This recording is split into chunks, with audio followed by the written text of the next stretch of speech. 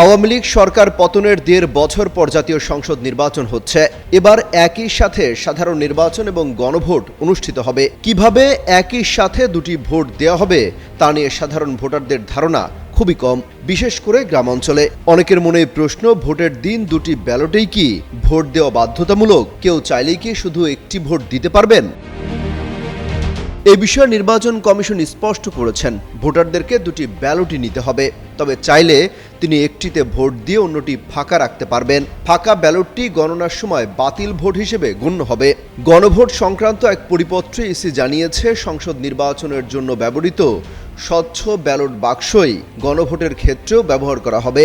ভোটাররা ভোট প্রদান শেষে সংসদ নির্বাচন ও গণভোটের দুটি ব্যালটই একই ব্যালট বাক্সে ফেলবেন।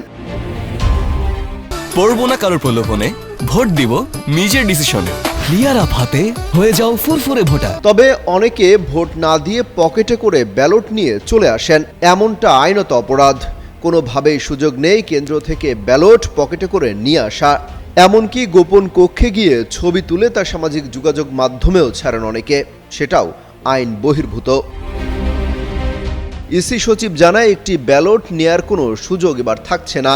একজন ভোটারকে একসঙ্গে দুটি ব্যালটই সরবরাহ করা হবে। তিনি চাইলে শুধু একটি ব্যালটে ভোট দিয়ে অন্যটি ফাঁকা রেখে আসতে পারবেন। তবে একটি ব্যালট দেওয়ার পর অন্যটি সাথে করে নিয়ে আসার সুযোগ নেই। নির্বাচন কমিশনের সিদ্ধান্ত অনুযায়ী 12 ফেব্রুয়ারি সকাল 7:30 থেকে বিকেল 4:30 পর্যন্ত বিরতিহীন ভোট গ্রহণ চলবে।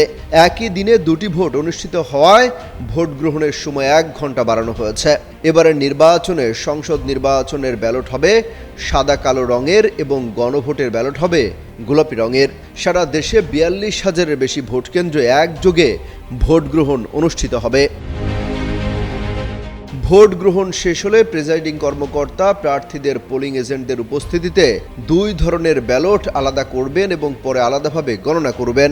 সব শেষে কেন্দ্রেই ভোটের ফলাফল টাঙিয়ে দেওয়া হবে। অমিত হাসান রবিন, যুগান্তর নিউজ।